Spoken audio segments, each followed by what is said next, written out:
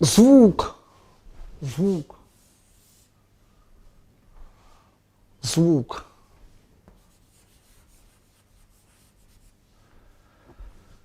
То есть есть понятие слова изреченное и неизреченное. Вот если вы хотите получить результат, чтобы действия какие-то пошли, надо произнести, хотя бы шепотом сказать, понимаете? Произнести слово, то есть создать звукники. Это вообще отдельно непростая тема. И сейчас, кстати, хочу сказать, что сейчас наша цивилизация переходит на новые технологии за счет вибрационных процессов, за счет звуковых процессов.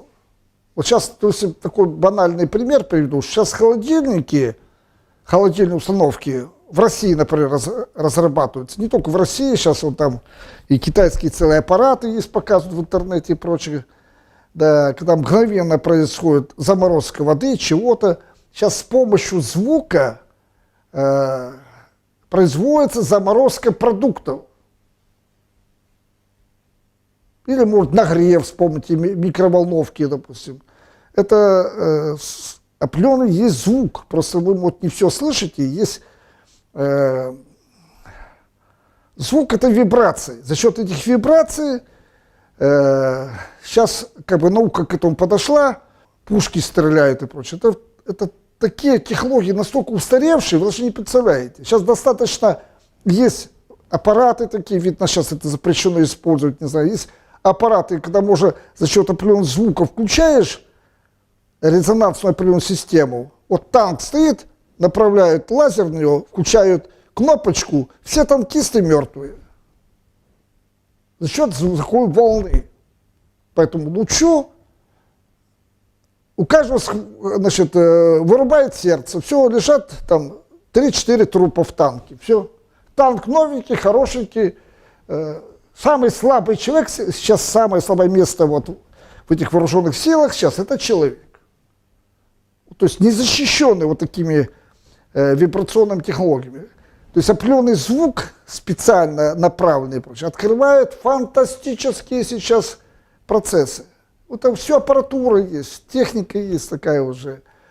Кое-что во время перестройки показывали, как там водой бомбы режут там огромные, там мгновенно, как колбасу и так далее, где там за счет звуковой такой вибрации выстраивают определенным образом молекулы, и эти молекулы воды расщепляют, что хочешь, понимаете, на атомном уровне, все, понимаете? Ну и так далее.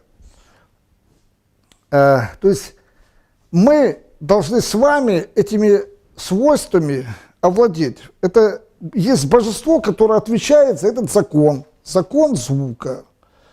Звук порождает ветра. Мать Эола и отец Эол, владыка города Эфира и владыки они всех ветров жизненной силы.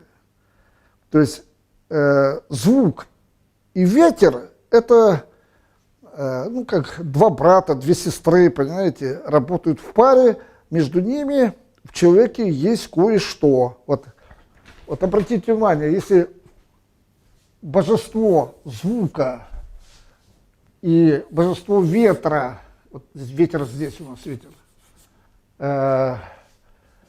запускать через человека, то вы выясните, где находится божество в человеке, которое отвечает за звук и ветер. Если вы специалист, а я жажду подготовить из вас специалистов, то вы будете знать и взаимодействовать с этим божеством внутри себя, и это божество, как пастух, будет управлять ветром и звуками. Понятно?